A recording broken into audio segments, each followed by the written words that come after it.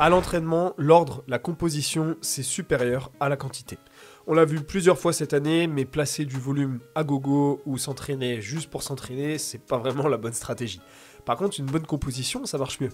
Si tu places par exemple ta zone 2, ton moment d'endurance, avec le bon endroit et un seul WOD efficace dans la semaine, tu progresseras dès cette semaine avec une composition intelligente.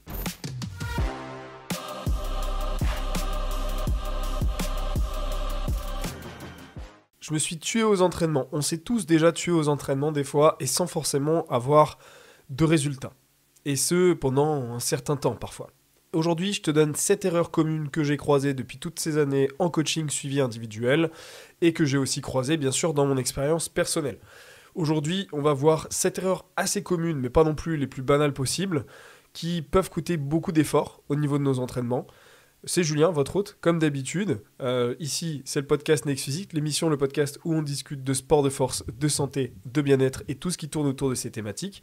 Donc, globalement, aujourd'hui, on parle d'entraînement. Et les entraînements, du coup, on va parler forcément de CrossFit, on va parler aussi de musculation, on va parler de force, voilà, tout ce que j'ai fait sur les plus de 10 années, je dis 10 ans à chaque fois, mais en vrai maintenant ça fait 12 ans, sur les 12 dernières années, à la fois en body, en musculation, en force et maintenant en CrossFit.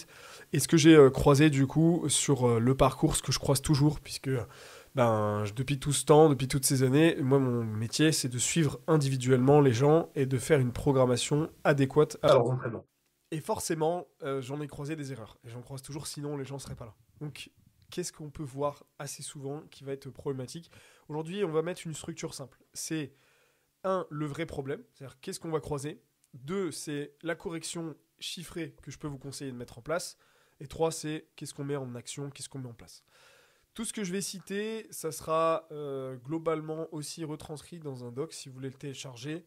Il est juste en dessous en description, donc un document que j'ai créé à la base pour Instagram, mais qui vous servira aussi pour ceux qui sont plutôt dans un entraînement de type hybride CrossFit. Il y a des points qui vont vous aider. Pour les autres, il suffit juste d'écouter. Donc au niveau de la première erreur, ce qu'on va retrouver le plus souvent, là je m'adresse à la même cible, aux mêmes personnes. Pour ceux qui sont en CrossFit hybride, la première erreur souvent c'est le trop de WOD. Trop de WOD tout le temps en fait.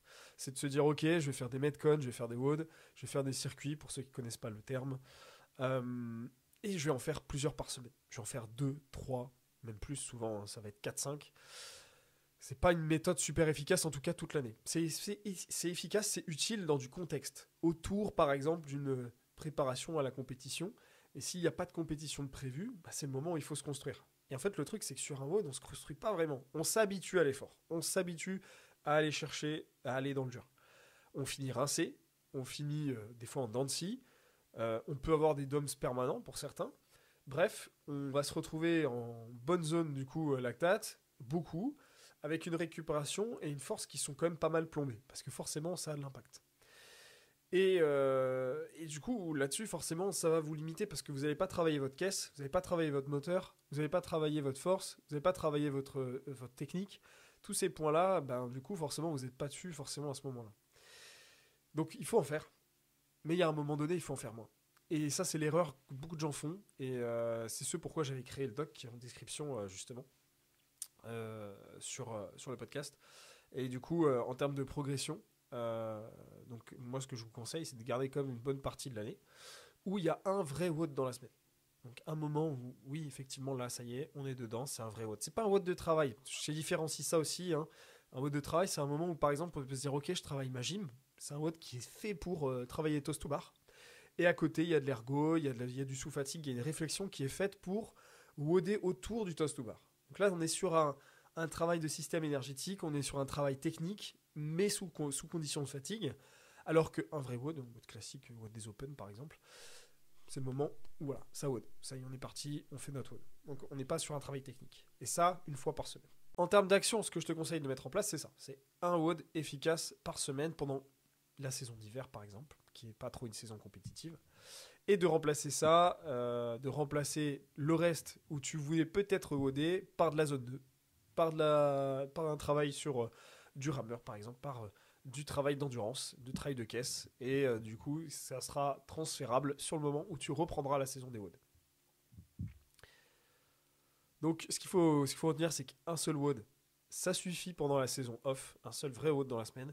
Le reste, on se focus sur de la force, de la zone 2, du travail technique, du travail sur ergo, du travail sur sa course par exemple. Bon, moins en hiver pour certains, si vous voulez pas le faire.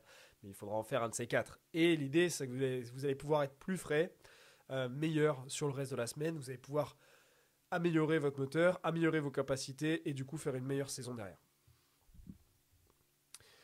La deuxième erreur qu'on va croiser sur les entraînements en préparation, c'est justement cette zone 2, c'est qu'elle n'est pas programmée. Alors, en vrai, elle est intéressante pour tout le monde. Elle est intéressante pour les gens qui font de la muscu, les gens qui font de la force aussi, parce que c'est pas une zone qui est très impactante. Elle demande pas énormément de récupération, elle permet de brûler des calories, sans pour autant impacter vraiment la croissance musculaire et la force. C'est un peu comme du NEAT, c'est de se dire je vais marcher dehors, je vais faire ma dépense. Et là, du coup, on est plus en salle en hiver, ça peut très bien se faire sur un vélo. Très peu d'impact le vélo, c'est génial. On se plaît dessus. On n'est pas dans une zone où on est essoufflé. On n'est pas dans une zone où musculairement on est trop impacté, mais ça travaille. Alors, selon vos objectifs, l'idée c'est de rester dessus. L'idée c'est de prendre du temps sur sa zone 2. Donc évidemment, on ne va pas y rester 10 minutes. 10 minutes, c'est mieux que rien. Pour ceux qui, par exemple, veulent faire qu'une base de dépenses caloriques. Muscu, force, par exemple. Mais si on est sur des sports hybrides, eh bien effectivement, là, il faut qu'on y reste un petit peu plus longtemps. Donc l'idée, effectivement, ça va être ça.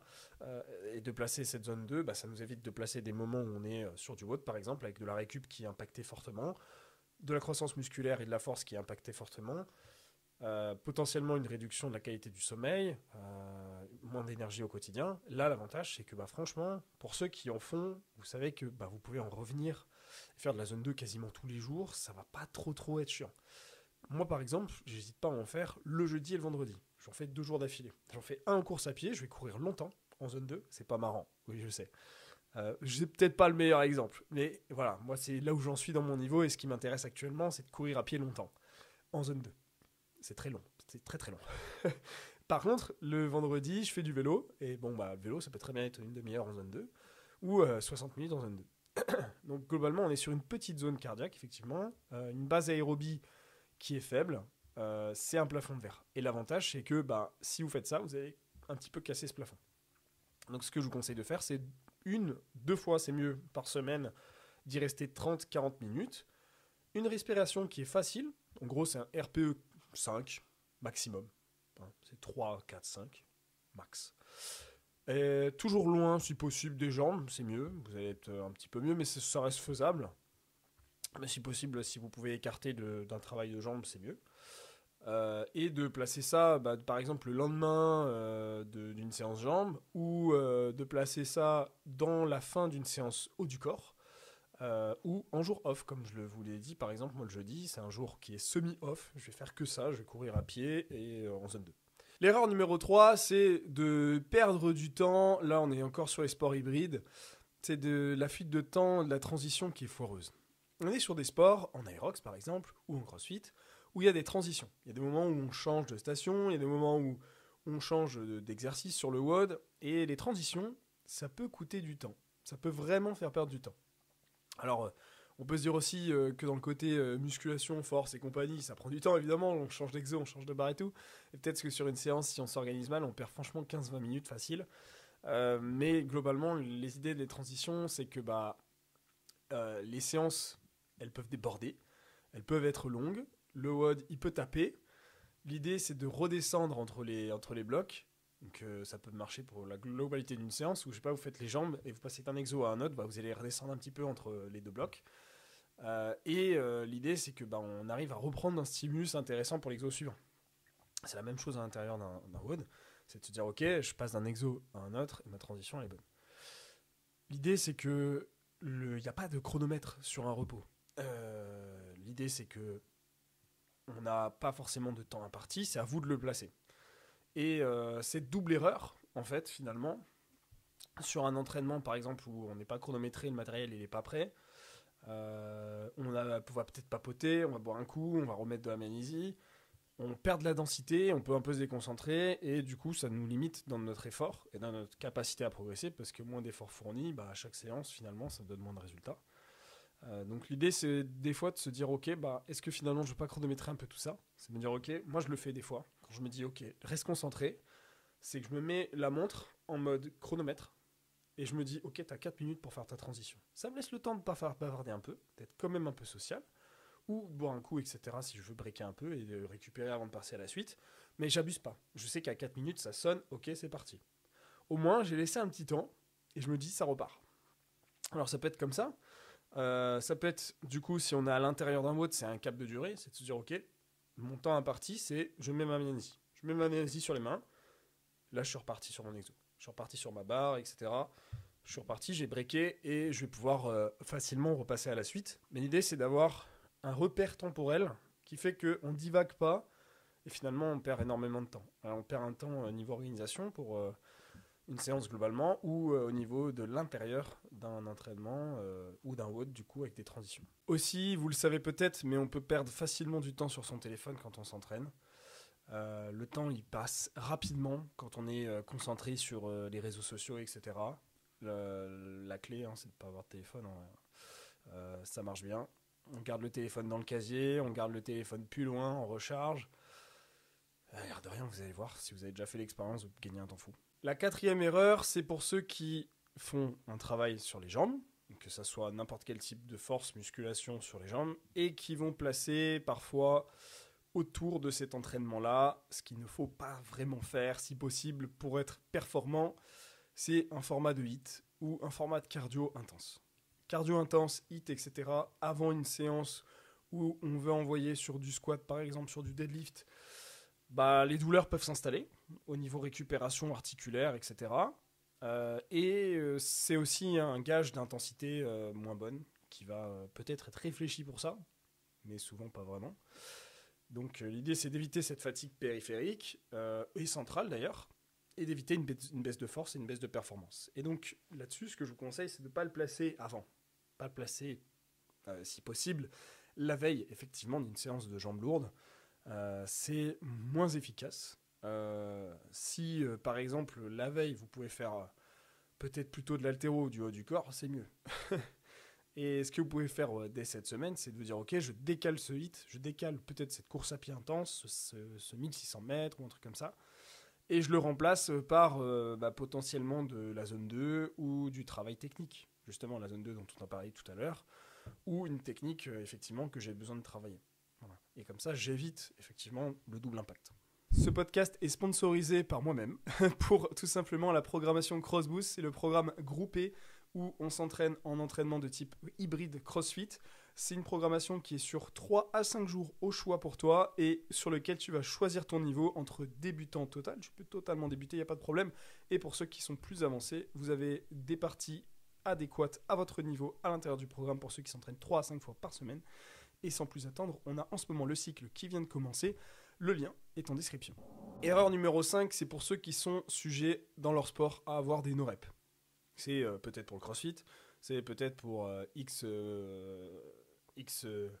variantes de street. C'est valable pour une personne qui a ses stations d'aérox, etc. Faire attention à ne pas faire certaines erreurs. Le no-rep. Et en gros, l'idée, c'est quand on sait qu'il y a un mouvement sur lequel on a effectivement la possibilité d'être cassé par un juge, d'avoir un rythme cassé, d'avoir les bras cassés, d'avoir un mouvement qui n'est pas efficace, qui est à la fois pas efficace et qui est parfois pas valide, on essaye de ne pas perdre du temps à le modifier. Parce que plus vous allez être dans une erreur de mouvement et que ça soit ancré, plus vous allez passer du temps à le corriger, plus ça prend du temps. Il y a une stat qui circule, c'est source t'inquiète. Mais globalement, ce qui se dit, c'est qu'on met globalement 7 fois plus de temps à corriger quelque chose qu'à l'apprendre. Je ne sais pas si c'est vrai. Mais en tout cas, ce qui est sûr, c'est qu'on met beaucoup plus de temps à le corriger. Et donc effectivement, l'idée, c'est des fois de se dire, ok, plutôt que de partir sur des séries où je me bute et je pars sur X double unders, par exemple, pour ceux qui veulent faire de la corde à sauter et faire le double tour, plutôt que de partir à fond et de me dire ok je fais ce que je peux, c'est de me dire ok je vais ralentir volontairement mais je vais me concentrer à corriger ce point qui me pose problème. Par exemple, j'ai les bras ouverts sur les côtés, je le ramène à l'intérieur. Ok, ça va être mon point de séance, je vais me corriger là-dessus, j'ai pas le droit d'écarter, ça va être plus dur parce que j'ai pas l'habitude, c'est vrai, je ferai moins de reps, mais au moins je commence à modifier ma technique pour aller vers le bon. L'idée c'est effectivement que ici on va pas perdre du temps sur une technique qui nous pose problème. Par exemple, je vous en ai parlé avec ma compétition en septembre, sur mes muscle-up, des fois à la barre, j'ai tendance à repartir trop vite, et du coup, je passe pas vraiment les épaules de l'autre côté de la barre. Ce qui fait que des fois, je suis là, et je repars tout de suite. Sauf que ça, pour certains juges, c'est pas bon. Parce qu'on n'est pas vraiment les épaules au-dessus de la barre. Et surtout, si vous avez des grosses épaules, ça se voit. Donc par conséquent, moi, par exemple, dans cet exemple concret, je me dis, ok, je couple avec un verrou qui est plus clair, je mets une montée qui est contrôlée où je me penche volontairement à chaque répétition pour être sûr que mes épaules soient ok, et je repars. Je me penche un petit peu. Mais je me mets pas une grosse impulsion et hop, je repars. Parce que si j'avais tendance à faire ça, c'était d'être hyper explosif et hop, je me laissais redescendre tout de suite sans avoir vraiment pris le temps de montrer que c'est validé. Alors évidemment, on ne veut pas y passer trop de temps, mais il faut au moins ancrer le point de passage et se dire ok, ma répétition elle est valide. Et donc là, je vous parle du muscle-up, mais ça va être pareil pour X mouvement qui peut potentiellement vous poser problème. Au niveau d'une correction qu'il va falloir placer, c'est de se dire ok, c'est quoi mon repère, c'est quoi ce que je veux répéter, et à partir de là, je reset et je repars. Si on peut donner un autre exemple, ça va être le handstand walk où je me dis ok, ça c'est mon entrée, ça c'est ma cadence, c'est comment je vais avancer, je sais à peu près quelle cadence je vais mettre en place et j'essaie de le répéter pour que ça soit juste. Et ça, j'essaie de le faire si possible en travail technique au moins une fois par semaine, voire 2 fois, c'est toujours mieux. Ce qu'il faut retenir, c'est que les no-reps, c'est un peu du temps mort, c'est du temps de perdu. Et si on coupe ces mouvements plus tôt, si on les corrige plus tôt, on aura moins de travail à faire dans un second temps, parce que plus on passe de temps sur un mauvais mouvement, plus ça sera chiant, et plus on sera dans le faux, et plus on n'arrivera pas dans sa discipline à valider correctement l'exo. Erreur numéro 6, c'est un déficit calorique trop bas. Oui, on ne parle pas d'entraînement. Erreur suivante, c'est sur la diète, parce qu'il y en a pas mal qui, effectivement, des fois se mettent des objectifs sportifs, et avec cet objectif sportif, ils se mettent un objectif nutritionnel, qui va être souvent un déficit calorique, j'ai besoin d'être plus sec, pour X compétition, pour X raisons. Résultat, des fois, ce déficit qui est trop bas ou trop agressif peut mener à une baisse des performances. Alors, souvent les gens ils ont tendance à blâmer le déficit et à pas vraiment réfléchir au reste. Mais c'est vrai que ça peut avoir un impact sur un poids qui descend trop rapidement, des perfs qui vont descendre et qui n'arrivent pas à être maintenus, une humeur et un sommeil qui est médiocre, on est chiant, et résultat, avec tout ce manque d'énergie, la récupération et la force elle est en berne. Donc l'idée, c'est que oui, des fois, on a tendance à pointer trop facilement le déficit calorique et dire c'est ça le problème. Mais pas forcément. Parfois, le problème, c'est pas forcément le déficit calorique, mais c'est tout simplement combien de temps on y est. Ça fait plus d'1 an que t'es en déficit. Comment ça ? Ça peut être le taux de protéines. C'est-à-dire, ok, est-ce que mes protéines, j'en ai suffisamment dans la journée ? Est-ce qu'elles sont suffisamment bien réparties sur les repas ? J'ai pas genre 150 grammes le soir et rien la journée. Ça, c'est un truc qui arrive aussi. Je vous dis ça, certains, ça les fait rire, mais je vous garantis que c'est un truc que je vois. Alors peut-être pas 150 grammes le soir, mais 100 grammes le soir, 20 par ici et 10 l'autre. Donc il y a une répartition complètement inégale. Et ensuite, on a tendance à pointer tout ça, mais est-ce qu'à côté on a les bonnes conditions ? C'est-à-dire, est-ce que la personne elle peut dormir suffisamment ? Est-ce qu'elle peut récupérer suffisamment ?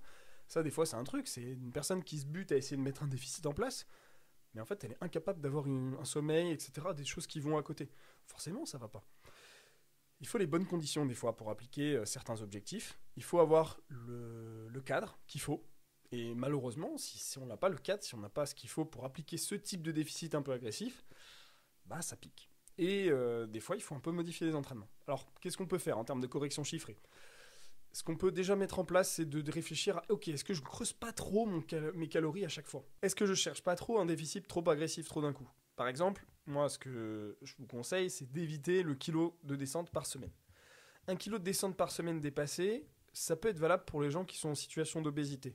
Oui, il y a besoin de descente, c'est impératif, vous avez une santé qui est très impactée par cette situation.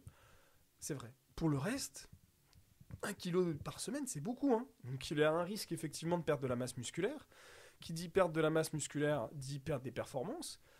Être moins fort, avoir un résultat qui nous convient un petit peu moins bien à l'image. Donc, attention, il faut quand même que ça soit dosé. Il faut peut-être réfléchir à descendre moins les cales à chaque fois. Si vous descendez de 150 en 150 cales, c'est assez agressif. Évidemment, quand on fait la première situation de base d'un déficit calorique, on va descendre d'un coup.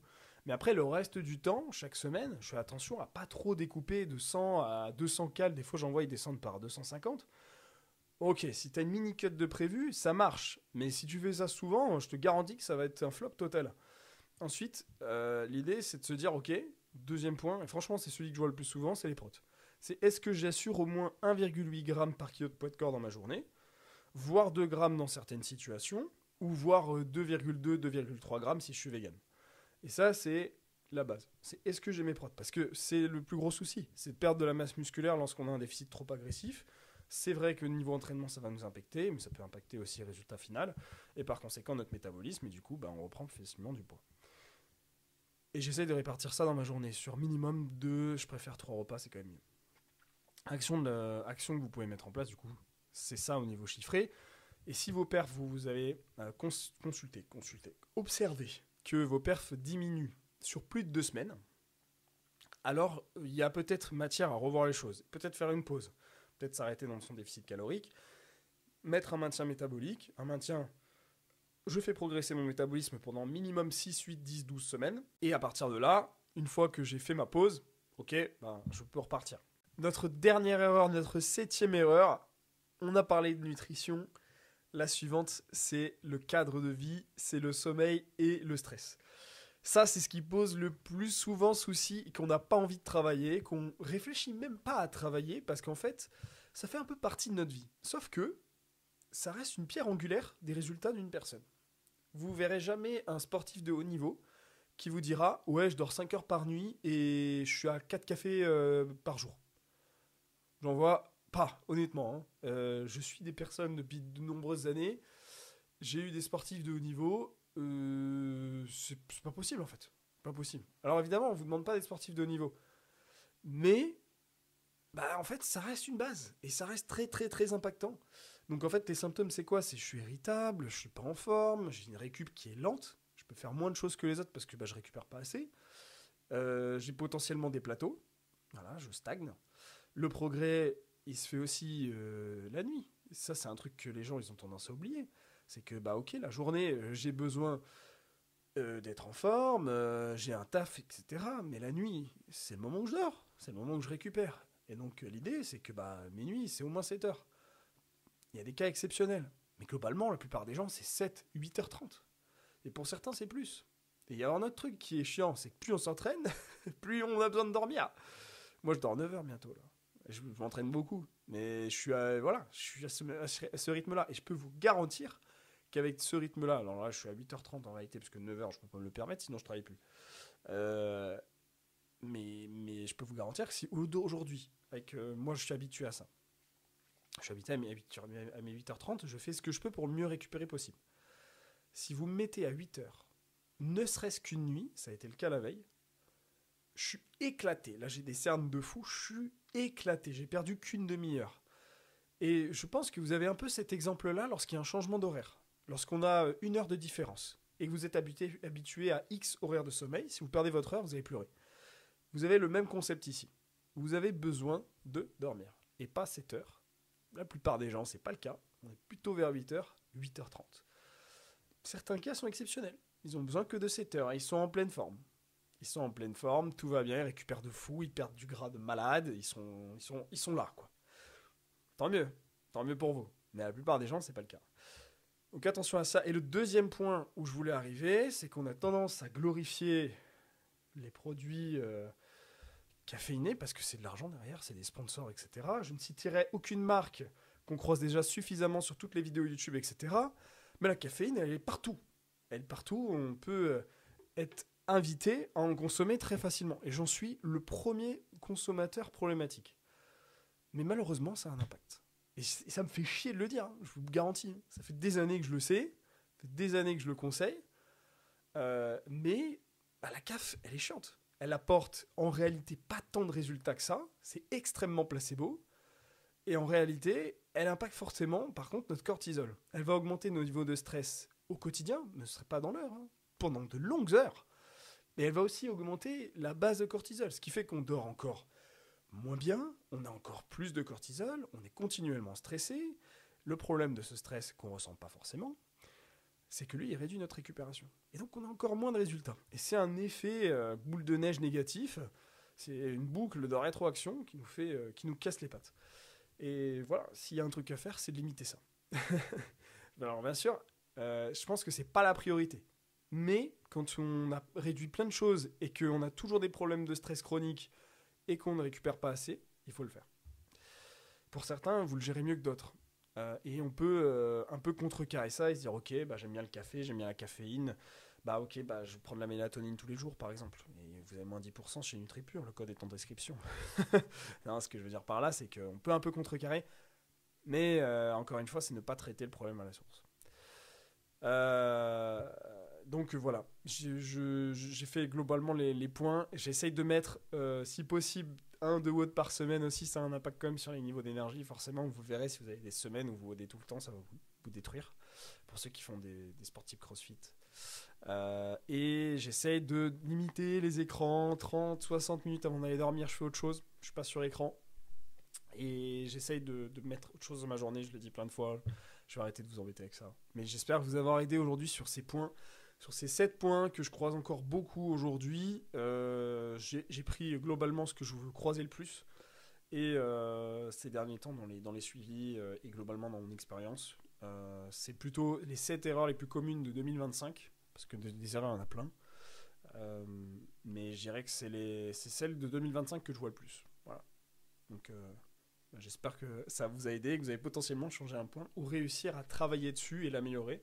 Des fois, ça peut pas être parfait, mais on fait ce qu'on peut avec ce qu'on a. Voilà. Donc, pour rappel, si on veut un petit plan des 7 erreurs qu'on a vues aujourd'hui, on a vu une première erreur avec éviter de faire trop de watts par semaine. Une deuxième erreur, c'est de ne pas faire de petites zones de cardio. Voilà. La troisième erreur, c'est de ne pas vraiment réfléchir à son temps et ses transitions, et du coup passer trop de temps des fois sur son entraînement ou sur l'intérieur d'un entraînement pour rien, et du coup être pas très efficace. La quatrième erreur, c'est de placer trop d'intensité en cardio la veille des jambes. La cinquième erreur, c'est de placer des no-reps ou d'avoir des techniques qui sont mauvaises, et du coup de les garder trop longtemps parce que c'est trop dur à corriger. La sixième erreur, c'est de placer des déficits caloriques trop bas. Et la dernière erreur, c'est de ne pas récupérer suffisamment. Voilà, j'espère vous avoir aidé aujourd'hui. Si c'est le cas, n'hésitez pas à aider le podcast en retour, ne serait-ce qu'un commentaire avec votre dernier emoji utilisé, même si c'est un caca, ça nous aide énormément. Merci à ceux qui le feront, merci à ceux qui sont abonnés. On se retrouve pour un prochain épisode la semaine prochaine. Oui, vous êtes gâtés en ce moment, mais la fin d'année, elle arrive et après, on va faire une pause. Donc, on fait plein d'épisodes en ce moment. On se retrouve très bientôt pour un nouvel épisode. Et on fera un peu plus de diète aussi dans un prochain temps, puisqu'on a beaucoup parlé d'entraînement. Merci pour votre écoute. À la prochaine. C'était Julien. Pour ceux que ça intéresse, vous avez en ce moment accès à CrossBoost, qui est ouvert. Donc, CrossBoost, c'est mon programme de groupe où on n'est pas sur un coaching individualisé. Les coachings individualisés sont toujours ouverts sur réservation, bien sûr. Mais sur CrossBoost, vous avez la possibilité de rejoindre un groupe d'entraînement de type CrossFit hybride. Pour ceux qui ne connaissent pas ces disciplines, c'est un moyen de s'introduire et d'apprendre. Et pour ceux qui sont déjà évolués, vous avez les entraînements plus évolués. En gros, quand vous rejoignez, vous choisissez votre niveau, vous choisissez quel niveau appliquer, et ensuite vous choisissez entre 3 et 5 séances par semaine, que ça soit à la salle de sport, à la maison ou en box de CrossFit. C'est une programmation, c'est un programme groupé, donc vous pouvez rejoindre à un prix moindre par rapport, bien sûr, à du coaching individualisé. C'est beaucoup plus abordable, et c'est aussi pourquoi je l'ai créé pour vous. Sans plus attendre, la première semaine vient de démarrer, donc si ça vous intéresse, c'est maintenant.